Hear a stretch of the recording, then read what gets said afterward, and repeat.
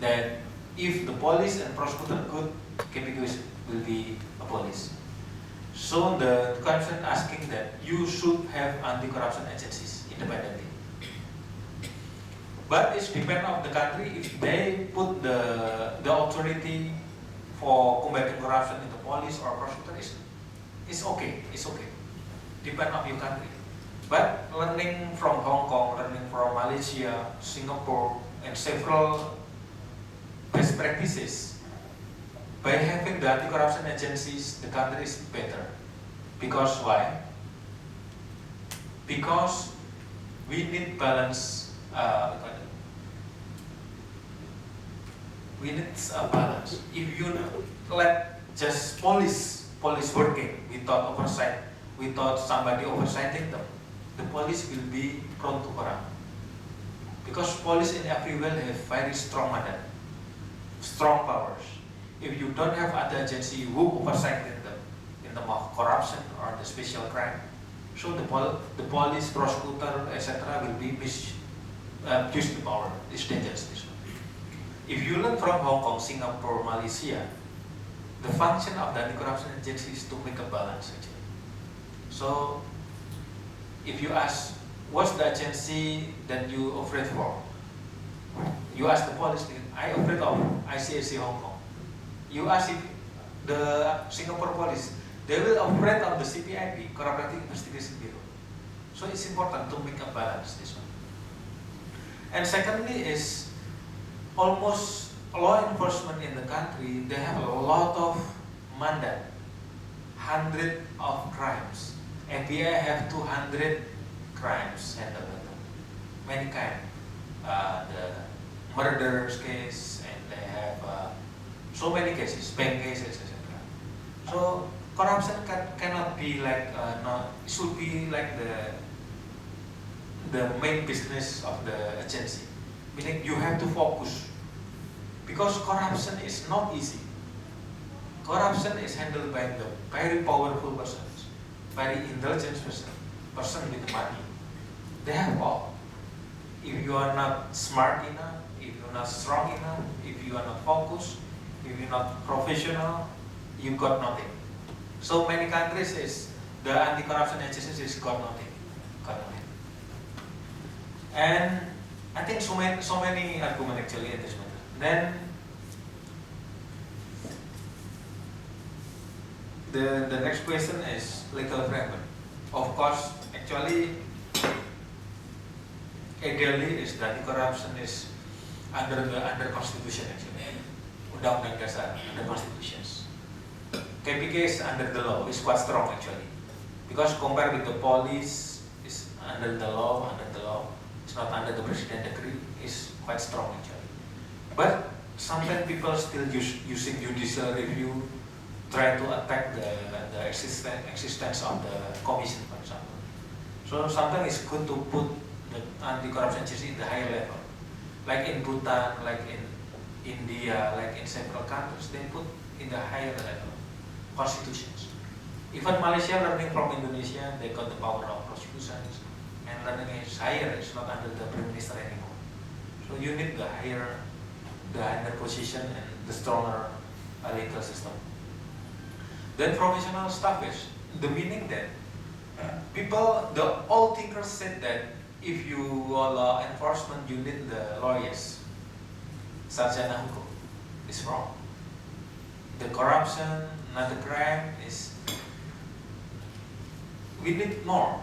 You need professional. You need IT expert. You need forensic expert. You need the interception expert. You need people with the diplomatic capacity. You need a lot of professional.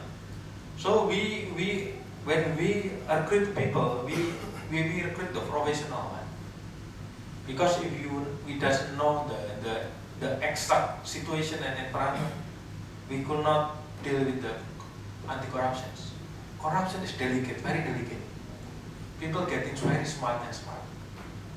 It's not easy. So having professional, to bring them the professional on board on your office, you need something that make them interesting to your office. The first one is salary. The second one is working environment. So we enjoy the egalitarian environments. So between the commissioner, between the director, between the staff, we are like friends, co-workers. We are not too much in the camp. Like in the several corrupt countries, very camp. Oh, I'm the boss. You're gonna do like this because you're staff. In our country, we are egalitarian. We are working together. We are working with mission. It's better. Working environment, then etc. etc. And sometimes we enjoy what we call is public trust, and it is more than salary itself. People still trust us. People proud of us, etc. So many things. But also we are working in threaten actually. So a lot of dangers along the process of the enforcement. And lastly, how we can work together. Of course, as I told you that in the 4 principles that you cannot rely on the single agency to combat corruption. Because if you are dealing with the preventions, you will not working alone. Even in enforcement, sometimes you need the police to protect you in the region, Brimob, etc. Mobile brigade to protect you. Sometimes we need military to protect you as well. Depend on the situations. But in the prevention is mostly we need the cooperation actually. Because prevention is bring together, let them to fix by themselves. What is your weakness? What is your solution? You should solve by yourself. So to bring together is not easy. It's not easy, of course. If, for example, from the institution which is very corrupt, it's not easy. And I think I still remember. I will close this presentation with quote when I visit several times in the FBI headquarters, Federal Bureau of Investigation in the United States. I met with director #1 FBI several times. And when I met in the headquarters, when nobody could not make a pictures inside, this is very important in the world, the big one.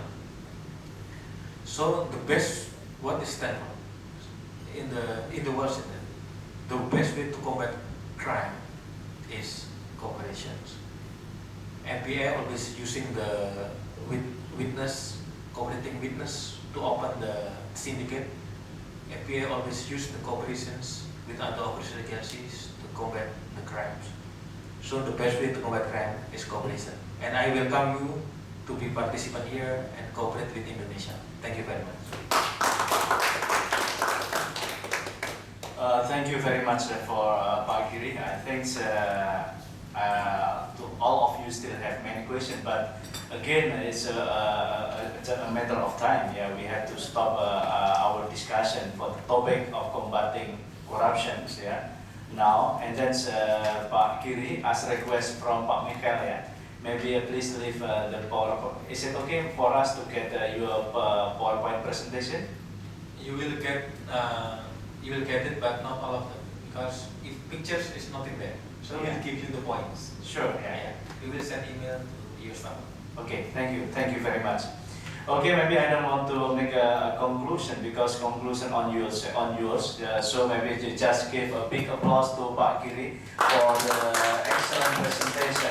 And then on behalf of National Institute of Public Administration, I would like to say thank you very much for your presentation, Pak Giri. And then again, maybe next time we would like to invite you again, yeah, to present with the good progress in the future. Thank you.